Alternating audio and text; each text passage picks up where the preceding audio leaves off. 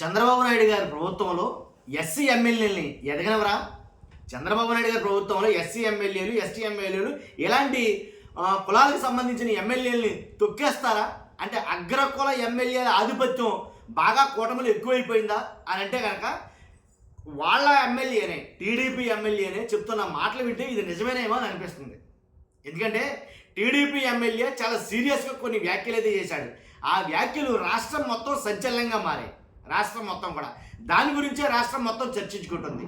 ఆ ఎమ్మెల్యే ఎవరో కాదు, థామస్ గారు, జీడీ నెల్లూరు, గంగాధర నెల్లూరు నియోజకవర్గానికి సంబంధించినటువంటి థామస్ గారు మాట్లాడినటువంటి మాటలు వింటే నిజంగా ఆశ్చర్యం అనిపిస్తుంది మనకి. ఎందుకంటే ఎస్సీ ఎమ్మెల్యేని కావాలని తప్పుగా చూపిస్తున్నారు. రాష్ట్రంలో మట్టి ఎక్కడ తోలుకుపోయినా సరే, మట్టి మాఫియా ఎంత విచ్చలవిడిగా చెలరైపోయినా సరే ఎవరికంటా కనపడటం లేదు.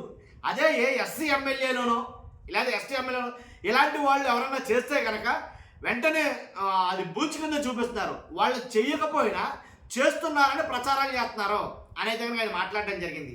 అంతేకాదు ఎస్సీ ఎమ్మెల్యేలు అంటే కనుక వాళ్ళకి ఇచ్చే ఎమ్మెల్యే ర్యాంకింగ్స్లో కూడా, ఎస్సీ ఎమ్మెల్యేలకు ఇచ్చే ర్యాంకింగ్స్లో కూడా అవినీతి జరుగుతుంది అని కొన్ని అవినీతుల గురించి, కొన్ని అరాచకాల గురించి అయితే నేను మాట్లాడడం జరిగింది చాలా సీరియస్గా. ఆయన ఏం మాట్లాడాడో ఖచ్చితంగా చెప్తా. ఫస్ట్ అయితే కనుక రాష్ట్రంలో జరుగుతున్న వాస్తవ పరిస్థితులు ఏంటో తెలియాలంటే మీ బాధ్యతగా మీరు లైక్ చేయండి. మీరు లైక్ చేయడం వల్ల ఎక్కువ మందికి ఇన్ఫర్మేషన్ షేర్ అవుతుంది. కొత్తగా మన ఛానల్ చూస్తే పక్కాగా సబ్స్క్రైబ్ చేయండి. మీ అమూల్యమైన అభిప్రాయాన్ని కామెంట్ రూపంలో తెలియజేయండి. గంగాధర నెల్లూరు ఎవరైతే టీడీపీ ఎమ్మెల్యే థామస్ గారు ఉన్నారో ఆయన మాట్లాడిన మాటలు చాలా సంచలనంగా మారాయి. వాస్తవంగా అయితే కనుక ఏంటంటే కనుక పక్కనున్న నియోజకవర్గాల గురించి కూడా ఆయన మాట్లాడతాడు. ఆయన రాష్ట్రం మొత్తం మీద ఇదే పరిస్థితి ఉంది అన్నట్టుగా ఆయన మాట్లాడతాడు. కాబట్టి అంతకుముందు ఎవరైతే కొలుకుపూడి శ్రీనివాసరావు ఉన్నాడో ఆయన మాట్లాడినప్పుడు కూడా మా నియోజకవర్గంలో బెల్ట్ షాపులు కుప్పల తెప్పలుగా పెరిగిపోయాయి, ఈ బెల్ట్ షాపులు నరికెట్టాలి. ఏంటి ఈ బెల్ట్ షాపులు ఒక మంత్రికి సంబంధించినవి, మంత్రి ఇలాకాలోనే ఈ బెల్ట్ షాపులన్నీ పెరిగిపోయాయి అని ఆయన నిజాన్ని నిర్భయంగా చెప్పినప్పుడు ఆయన పైన వేరే ముద్రేశారు. ఇప్పుడు ఇదే థామస్ గారు మాట్లాడుతూ ఉంటే ఆయన గురించి ఏం చెప్తారంటే కనుక ఆయనే చేశాడు. అసలు ఆ ముందు ఎవరో చంద్రబాబు నాయుడు గారు మాట్లాడకపోయినా, పవన్ కళ్యాణ్ గారు మాట్లాడకపోయినా, ఆ లోకల్గా ఉండేటటువంటి పక్క నియోజకవర్గాల ఎమ్మెల్యేలు కావచ్చు వాళ్ళు మాట్లాడకపోయినా ముందు ఎల్లో మీడియా కావాలని పనిగట్టుకుని ఆ ఎమ్మెల్యేని టార్గెట్ చేసి బురద చిమ్మటం మొదలు పెడుతున్నారు. వెంటనే ఏం చేయాలో తెలియని పరిస్థితి. ఎమ్మెల్యేలు మాట్లాడలా, మంత్రులు కానీ ముఖ్యమంత్రి కానీ ఎవరు మాట్లాడకపోయినా ఎల్లో మీడియా ముందు టార్గెట్ చేస్తుంది. కూటమి విషయంలో ఏదైనా కొంచెం ఎక్కువగా మాట్లాడితే, కూటమిని తక్కువ చేసి మాట్లాడితే వెంటనే టార్గెట్ చేసేయడమే. ఇతని గురించి అలాగే మాట్లాడారు ఈ ఎమ్మెల్యే గురించి. కానీ మట్టి అక్రమంగా తరలిస్తుంది ఎవరు? నేను కాదు మట్టి అక్రమంగా తరలించేది. పక్కనున్నటువంటి కొంతమంది పేర్లు చెప్పాడు. చంద్రగిరి నియోజకవర్గం, నగరి, ఇలాగా కొన్ని నియోజకవర్గాలు, చంద్రగిరి, నగరి ఇలాంటి నియోజకవర్గాల్లో ఏంటి యథేచ్ఛగా పట్టుకెళ్ళిపోతున్నారు. అక్కడ పట్టుకెళ్ళిపోతే ఎవడో మాట్లాడడం. ఎందుకంటే వాళ్ళు అగ్రకుల ఎమ్మెల్యేలు, వాళ్ళు మట్టి కాదు కదా, మట్టి ఇసుక అక్రమంగా ఏం తరలించినా మాట్లాడరు. కానీ ఒక ఎస్సీ ఎమ్మెల్యేని కాబట్టి నేను తరలించకపోయినా మాట్లాడుతున్నారు అని అయితే ఆయన మాట్లాడటం జరిగింది. అంతేకాదు నిజంగా మాకు అంటే ఎమ్మెల్యే ర్యాంకింగ్స్లో కూడా ఇది కొట్టొచ్చాడు కనబడుతుంది. మేము డబ్బులు ఇవ్వలేము, డబ్బులు అడుగుతున్నారు వాళ్ళు. ఎమ్మెల్యే ర్యాంకింగ్స్ ఇవ్వడానికి కొన్ని సంస్థలు డబ్బులు అడుగుతున్నాయి. ఆ డబ్బులు ఇచ్చిన వాళ్ళకి నెంబర్ 1 ర్యాంకింగ్లు ఇస్తున్నారు. డబ్బులు ఇవ్వకపోతే ఎక్కడో అధపాతాలను పడేస్తున్నారు. కాబట్టి డబ్బులు ఇవ్వలేకే నెంబర్ 1గా పనిచేసే నాకు సరైన ర్యాంక్ రాలేదని నా బాధ అని ఆయన మాట్లాడిన మాటలు చాలా సంచలనంగా మారాయి. అంటే ఇప్పటి వరకు వచ్చినటువంటి ఎమ్మెల్యే ర్యాంకింగ్స్లో కూడా ఇదే విధానం కొనసాగిందా ఏంట్రా బాబు అని అనిపించింది. ఎంత దారుణమైన అవినీతిని బట్టబయలు చేశాడేంటి అని.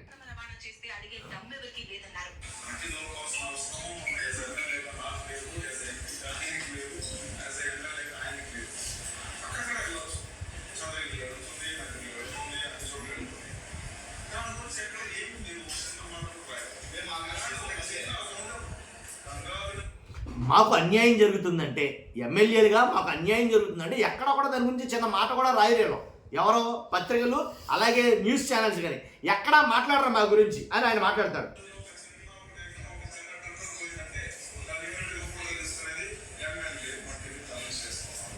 ఎక్కడన్నా ఏదన్నా చిన్నది ఏదైనా జరిగితే ఫోటో తీసేయడం, ఎమ్మెల్యే మట్టిని తరలించేస్తున్నారు అని చెప్పడం.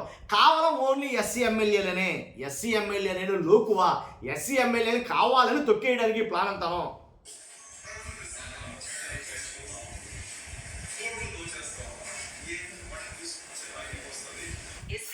విన్నాక తొక్కేస్తారంటూ ఆగ్రహం వ్యక్తం చేశారు.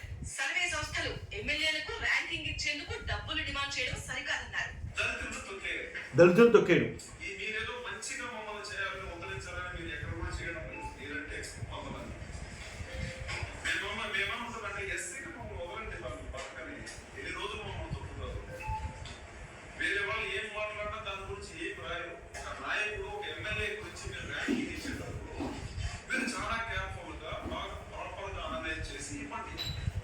ర్యాంకింగ్ ఇవ్వడానికి మా సంస్థ ఉంది, మాకు ముఖ్యమంత్రి గారు ఉన్నారు, మా టీం ఉంది, వాళ్ళు ఇస్తారు మీరు ఎందుకంటే ర్యాంకింగ్ ఇస్తారు.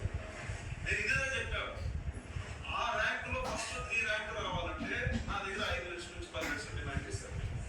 నేను దీనితో చెప్పుకొచ్చాను, ముందు మాట్లాడేది కట్ చేశారు, ఎక్స్ట్రా మాట్లాడేది కట్ చేసి కరెక్ట్ గా వాళ్ళకి ఏం కావాలో దాన్ని మాత్రం ట్రోల్ చేశారు. విన్నాగా. కాబట్టి ర్యాంకింగ్స్ ఇవ్వాలంటే 5 లక్షల నుంచి 10 లక్షల దాకా డిమాండ్ చేస్తారు, 3 నుంచి 5 లక్షల దాకా డిమాండ్ చేస్తారు. కాబట్టి ఇలా కాదు, కావాలని మరి ఏ చిన్న జరిగినా సరే కావాలని మమ్మల్ని తొక్కేసే ప్రయత్నం అయితే చేస్తున్నారు అని నిర్భయంగా బయటకు వచ్చి మాట్లాడతాడు.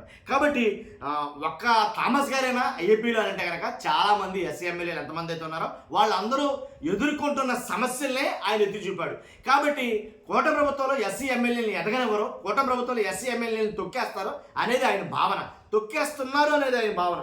కాబట్టి అంటే అలా మాట్లాడితేనేమో ఎల్లో మీడియా పనిగట్టుకుని కమ్మ ఎమ్మెల్యేలనే టార్గెట్ చేస్తున్నాడు, ఈయన కమ్మ ఎమ్మెల్యేలనే టార్గెట్ చేస్తాడో అనేది కనుక ఎల్లో మీడియా మాట్లాడటం చాలా విడ్డూరం అనమాట. మన మామూలుగా అసలు వాళ్ళు మాట్లాడే మాటలు వింటే నిజంగా ఆశ్చర్యం అనిపిస్తుంది.